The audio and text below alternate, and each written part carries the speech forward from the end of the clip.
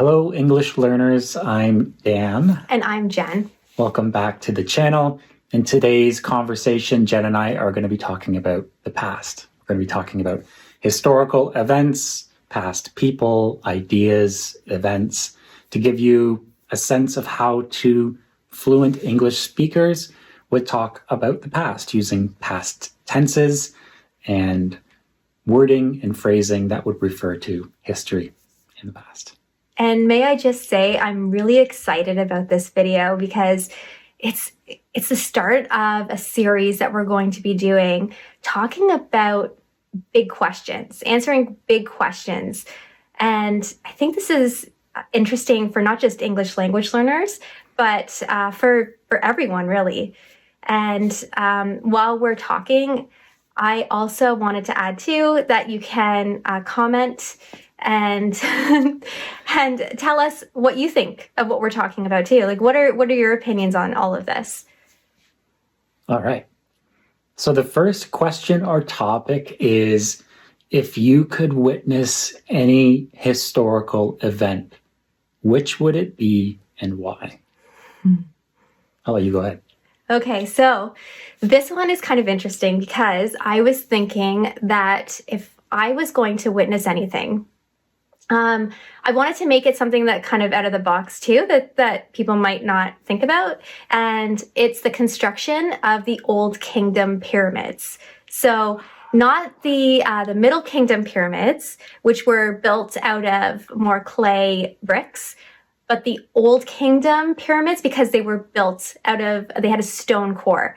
So these stones weighed like 2.5 to 3 tons. It's a mystery. It's a huge mystery. It is a mystery because these massive stones had to be placed in a specific order to make those pyramids. So that's a good one. Yeah. It's a huge mystery. There's a lot of podcasts and conversations that talk about this and how did they do it. I don't think there's an actual answer, is there? Well, from what I know, the experts, most experts think that it could have been done through levers and pulleys and ramps. Also, you have to consider too that the environment where the pyramids are today in Egypt wasn't always that way. Mm-hmm. So there's experts out there who specifically study, I'm trying to think of it, it's paleoclimatology. And paleoclimatology? Yeah, it's a specific, so it's hard to say. Paleoclimatology is, it's the study of ancient climates and archaeological data combined. So as they study that, they've realized that, well, the pyramids now they're in a desert, and so it's a desert now. Yeah, but it wasn't always that way. There was thousands water. of years ago. It could have been like a tropical environment or different than it is now. There's actually research to support that too. So they they could see what birds used to eat during the time of the old pyramids, and they found that they ate things like frogs, and frogs typically would come from they would have water nearby. So there's stuff like that. They also saw evidence that there used to be dams there as well.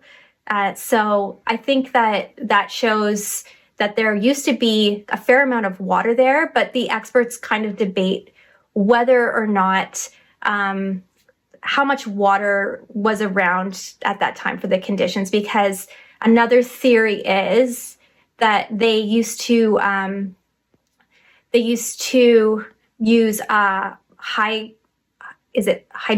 hydraulic lifts. So they used to use really? Well, that's what they're thinking that they might have used. That's a theory, because hydraulic lifts could have been used to lift the heavy stones that were used to build the pyramids. And another theory too that I found interesting is they're saying that it actually were people that were hired to build the pyramids. Like, it wasn't slaves like originally they thought. They are saying that it was actually like a big production where they would hire people to feed everyone. They actually like hired people to do to build it and take on the administration of building that. Yeah, that's fascinating. Huh. Mine isn't nearly as exciting. So the question, if you could witness any historical event, which would it be and why? So mine was, if I could be a fly on a wall and just observe, there's lots of things I would want to go back and see, but one that really interests me, I'm a bit of a nerd when it comes to legislation and government and law. So I think it would be fascinating to go back to listen to the founding fathers of the United States. Now, we're Canadian, we're not American, but I think hearing the founding fathers debating and talking about how to set up what they thought was the perfect or the ideal government, where they set up the judicial branch, the executive, the legislative branch, and just talking about getting those checks and balances in place.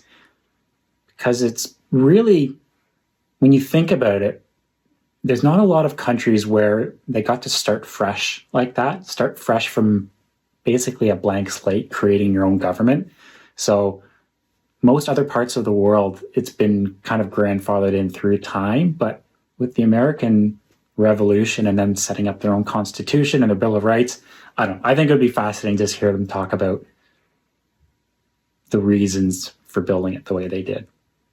Yeah, I think that would be interesting.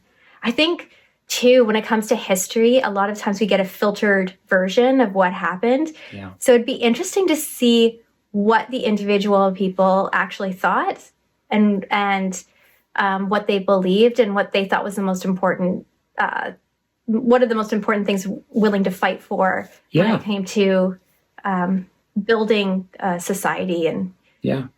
Because they set it up in a very deliberate way. And I don't know the ins and outs of it, the intricacies of it, but I would love to hear the conversations between, George Washington and Jefferson and Benjamin Franklin, and hearing them talk about, okay, why do we need this controlling this part of the government and this controlling this part of the government? I think because what they set up really was quite successful and birthed the most flourishing age and country of modern history. So yeah, I think that's fascinating, and I'd love to hear that. Yeah, that is an interesting one, I think.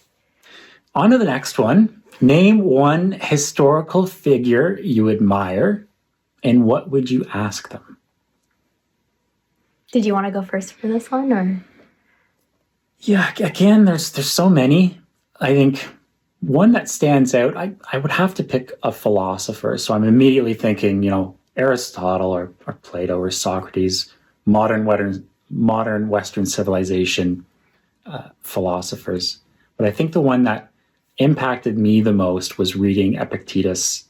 He's a Stoic philosopher. So I think if I was to pick out one that I would like to speak with, it would probably be Epictetus, and just talking with him about his main idea is focusing on things that are within your control, and that anything that's not within your control, don't stress or worry about it. So I'd like to just speak with him if I could about that. Yeah, that's a good one, I think. What about you? For myself, I think I'd want to meet Jane Austen, because she wrote a lot about virtue and what makes a virtuous person. And a lot of her books, if you read them, she kind of goes against what was happening in society at the time. So in society, what was happening was there was dowries. What people valued wasn't necessarily virtuous. So in her books, she made it so that the virtuous people, the people that had those virtuous traits, they were the ones that were kind of rewarded at the end of her books, and then the other people weren't. And it kind of highlighted the way society was, and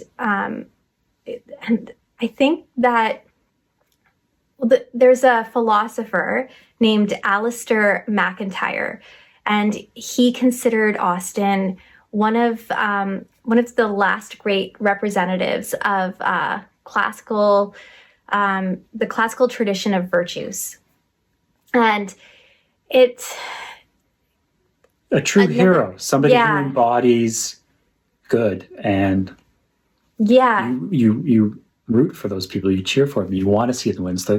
It's the classical protagonist archetype. Yeah. And something I'd want to ask her is the classic Pride and Prejudice. When she was writing that, she did have an admirer at the time, and people kind of speculate that Pride and Prejudice was based on her relationship with this Irish man that she had met, and ultimately an admirer of hers. And history says that they did like each other. However, she didn't have a dowry that was sizable, so it just kind of fizzled out, and he went on to someone else who had more money. Oh, that's a shame. And I think I would want to ask her if those characters were based on herself and her admirer. And I'm trying to think of the name of Tom Lefroy. Tom Lefroy, I think, is the name of the man that was her love interest, I guess you would say. But yeah, I would want to know if that book was based on that, and also if she had ever been in love herself. Because she wrote so well about love and about just all of the stages of getting to know someone and falling in love and all of that. I think that's why it's so resonant today, because a lot of that cheering for virtue and honor and love, I mean, those are all still very relevant in today's culture and what we aspire to. Yeah. Yeah. What's your favorite Jane Austen story? Oh, I mean, I like Pride and Prejudice. It's a classic. I think everyone knows that one. Yeah. I like Sense and Sensibility as well. When you talk about the giants of English literature, Jane Austen is always in the conversation with the biggest authors of the English language. Yeah. All right. If you could live in any historical era for a month, which would you choose? For me, it'd be the Renaissance in Italy. Choice. Yeah. Because so many things were happening, like the printing press. People were starting to accumulate more knowledge, more books. Fashion was becoming more interesting. Artwork, music, just everything. It was just more creative, and I just like to witness that, to be in the presence of all of that, and see that for myself. Well, we've been to Rome and we've seen some of that artwork, and it's just beautiful. It's remarkable. Yeah. From what I've heard and read, it is the Renaissance is, I think it means rebirth. So it was basically the rebirth of Greek art and knowledge and the classics. So it's fascinating in Florence and what is now Italy in the Renaissance. Yeah. Yeah. I think I wouldn't go to any other era. I think we're living in the most luxurious, easy lives of anyone in history. But if I had to choose, I think I would go to Canada in the early 1900s just to see how my family lived. I'd probably go out west to Alberta in the early 1900s because my family lived then, and I would love to see what their day-to-day life would be like. I think it'd be incredibly hard. You had to make all of your own food. you had to really cherish everything in your life. So I think for me, just to see how my family lived at West in those times would be something I'd like to witness. Yeah. I think also what would be interesting is there would be some positives there too. I think like one of the things that jumps out at me right away is when it gets dark outside, then you stop working because whereas now people just keep working. The culture in Western society is like you just work and work and work. And back then I think it was like in some ways a harder life, but then in other ways a simpler life where you just, that's it. Like the sun's down, you're done working for the day. I've heard a theory, and I think there's some truth to this, is that because Canadians, we're very friendly, we're very polite, we're very close with our neighbors. I think a lot of that comes down to the harshness of the weather and the founding of what is now Canada. Because you think about it, and I've heard stories, my grandparents, they lived in a mud hut. They made their home out of mud, and it burned down. Mm-hmm. And if they didn't have, their neighbors were kilometers away, but if they didn't have their neighbors to go to, they wouldn't have made it because they wouldn't have been able to take their horse to the neighbors to get provisions, food, shelter. They wouldn't have made it. So I think the harshness of the weather and the life and the founding of the country, I think maybe that's one of the reasons why we're so friendly with each other, and because we have that bond of and reliance on each other. Yeah.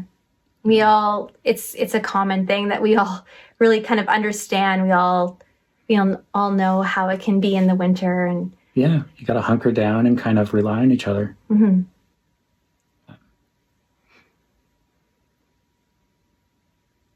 If time travel were possible, which historical event or events would you try to change?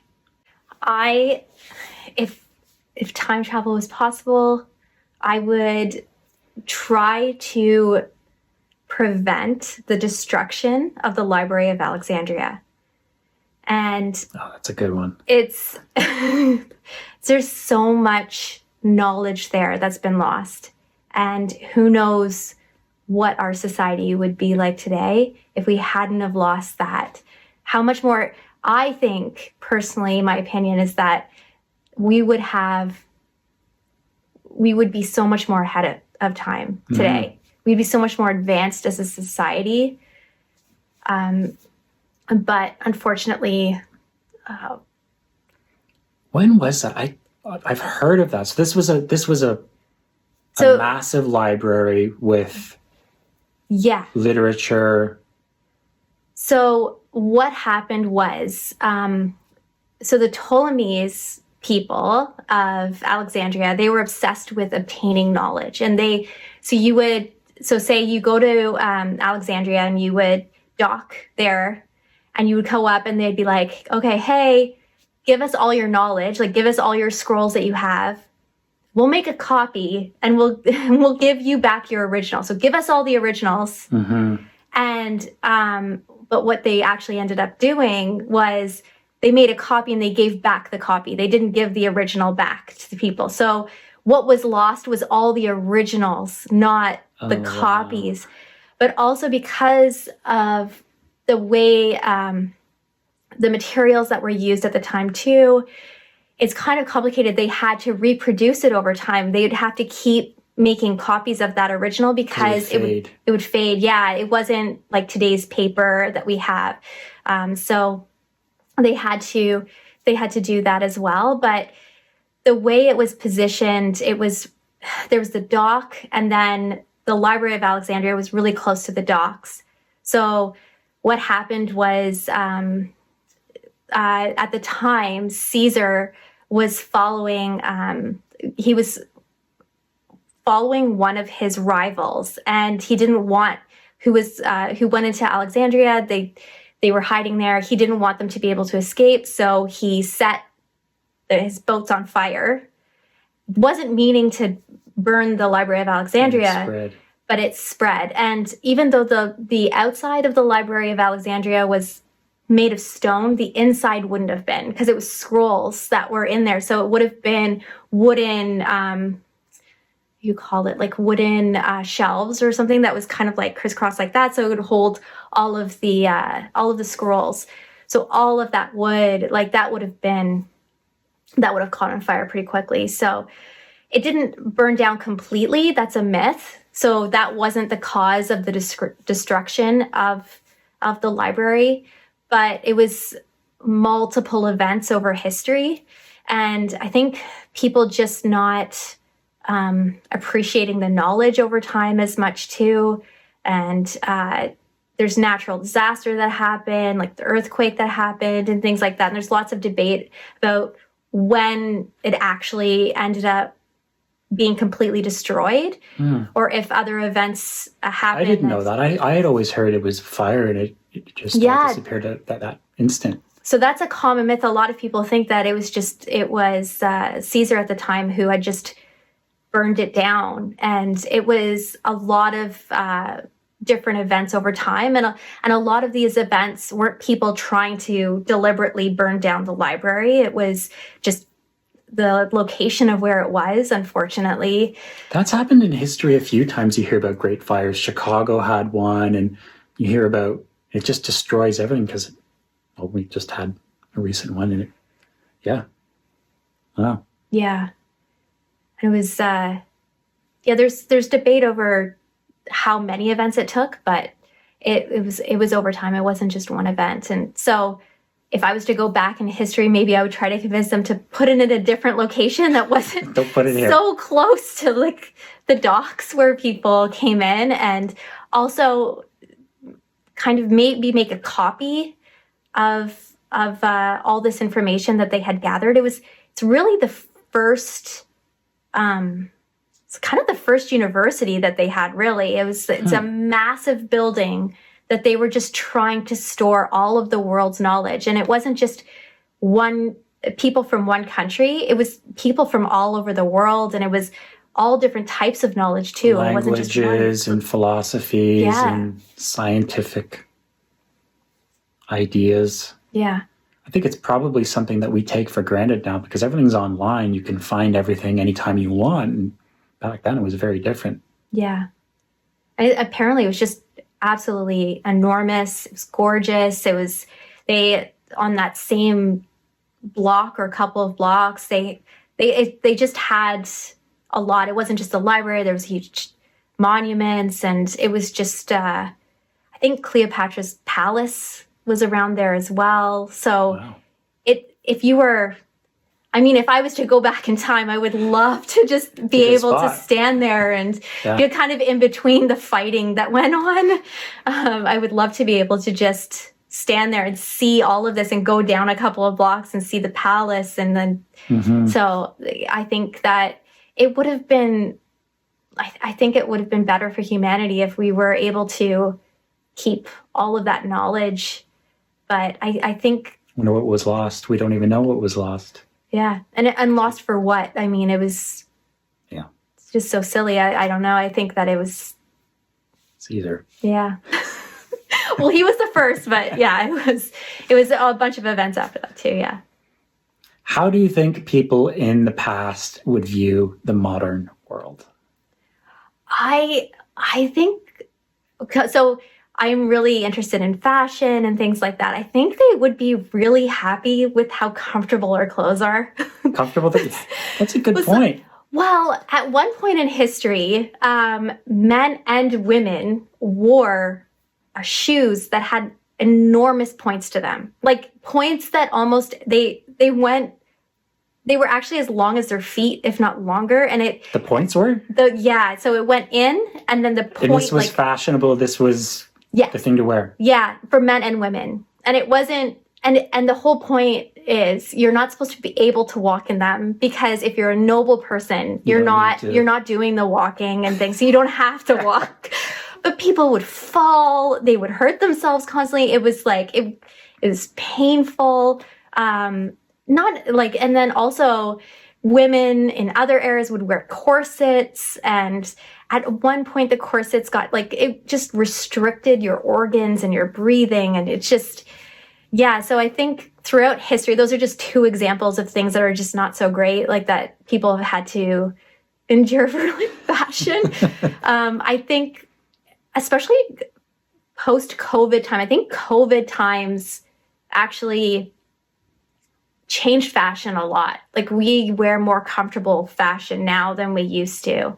And I think that, I think so. I think, well, that's from what I saw, because a lot of people were able to work from home. So they Lounging kind of around. valued, comfort over maybe styles as much, but looser fitting clothing, I think, is a little bit more in fashion than it used to.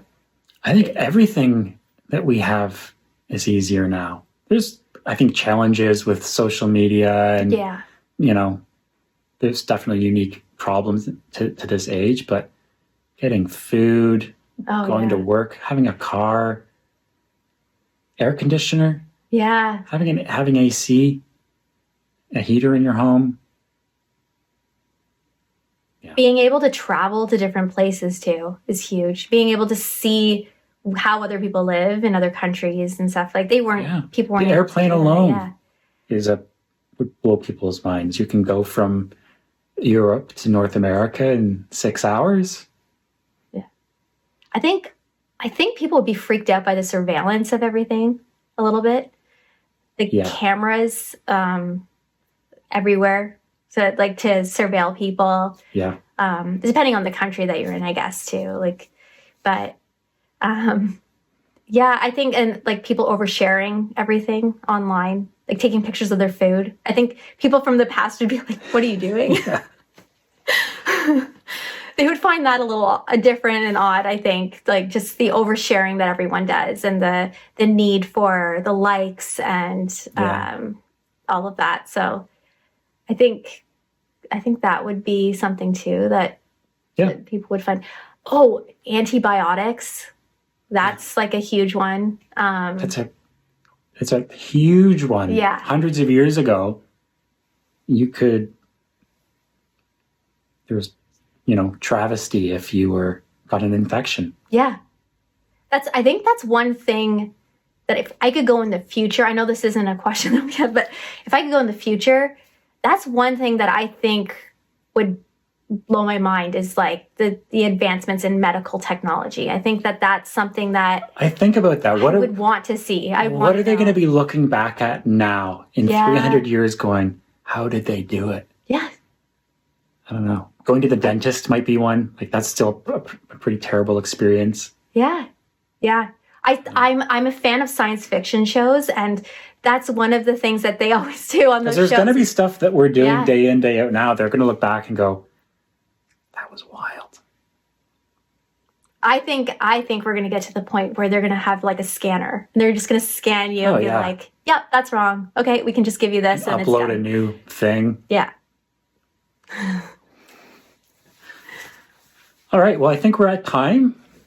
I hope everyone's enjoyed this. If you have, give the video a like and a thumbs up, and leave a comment. Let us know what you'd like us to talk about next time. And thanks for joining us. Yeah. And again, put your comment down too, and tell us what you think of all of this, what your answers would be for this as well. We will see you in the next one.